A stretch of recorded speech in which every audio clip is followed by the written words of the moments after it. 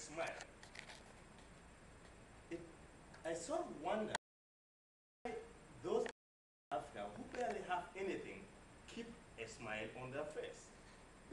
And those who have almost everything sometimes lack that smile. Today I'm going to talk to you about keeping optimistic. A research was done about happiness standards. Even those who win jackpots get excited but eventually get back to a certain constant happiness set point.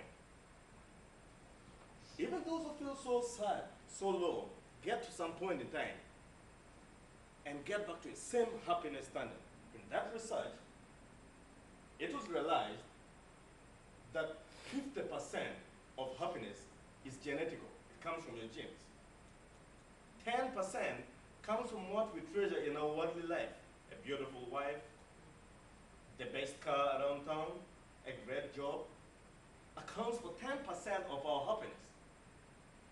The remaining 40% comes from what you think and how you feel. So the question is, what should I do to keep myself happy? Is to focus on the 40%. And that's why today I feel like my topic, keeping optimistic, is such a very important thing. To everybody who is here, keep optimistic. Let me share with you a story about my life.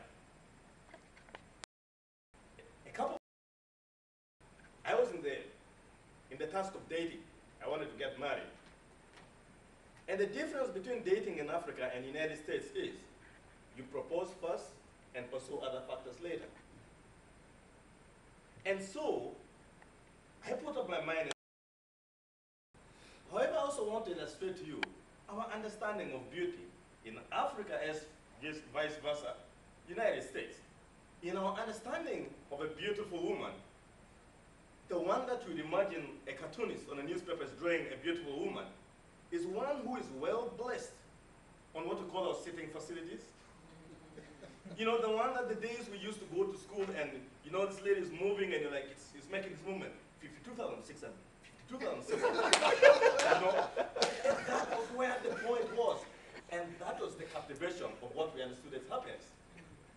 What's amazing to the men is that the men carried a little belly, and the belly was so porous that you're talking to a nice lady, you're keeping your fingers over here. And the idea was, if you can take care of his belly, he can take care of you. A successful man carries a belly. And that was our understanding. So we worked tooth and nail to make sure we carried a belly. I came to the United States of America and got to realize how much I needed to work out and keep a six-pack, what they call the United States, six-pack. And translating between Uganda and the United States of America became a problem because I didn't have an understanding of what our ideas of beauty was. So to get my point home, dating. I once dated this lady, and when I made my proposal, she just didn't buy the proposal. She just looked into my face and told me, you know what, David? Take a look at yourself. Look at your family. You have all these brothers and sisters who still have a lot to do to get out of, you know, all these orphans in your family. I just don't want my children to be a second priority. I just can't make it. I can't make it into your family. And look this lady in the eye and say, you know what? All I see in the eyes of those orphans are engineers, doctors, and successful lawyers. And that's what I want you to see. Look, it is an investment. And she would never have it. I took my F9, I was like, forever, you may have it your wish. A couple of years after, I got a call from this lady, it's like, David, we need to talk. And I was already seriously committed and identified someone's like, I think this is a very, very wrong discussion. But I gave her my time. And she told me, you know what? I'm expecting a baby, and the father of the baby doesn't seem to acknowledge the fact that he's responsible and doesn't want anything to do with the baby. And I want to talk to you because I knew my words were painful to you. But in those painful words, you kept a smile. You kept on looking at things that were a disadvantage to you. And from a positive side of the coin, I just thought it would be important to talk to you. into some emotional rumbles. I felt like paying back, and then I felt like maybe she needs help. And I told her, look, I am not sure how happy you've been of late. I am not sure how happy you'll be in the future. But there's one thing. That child may be the only source of your happiness in life. It could be the only blessing. Whatever you're thinking about could be a mistake. Prepare for the baby. That baby will be a source of happiness. Left it at that. She was not impressed as expected. She thought I was playing my old cards and getting back. And I moved on. But why am I sharing with you this story? Because a couple of years after, she called me and said, you know what? This baby is the most beautiful thing in my life. My happiness rotates around this young boy.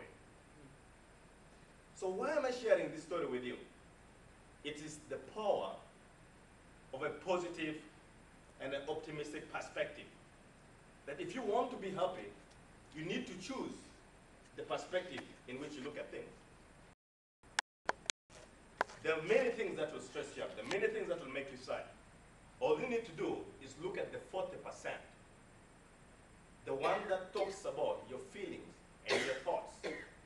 They're the ones that determines whether you should be happy or not. If your job makes you unhappy, pick a piece of paper and a pen and just look around any good thing about your job. You know, it's closer to home, perfect. Direct career path, perfect. Right, whatever you think are the little good things about your job. Invest in your feelings. How many friends do you have at your job? Just put it down. And when you look at it and you begin to make your actions towards that positive progress, you are heading to happiness.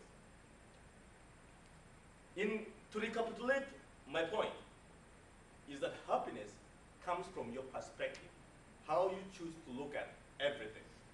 If you choose to look at it in a negative, you're going to be unhappy.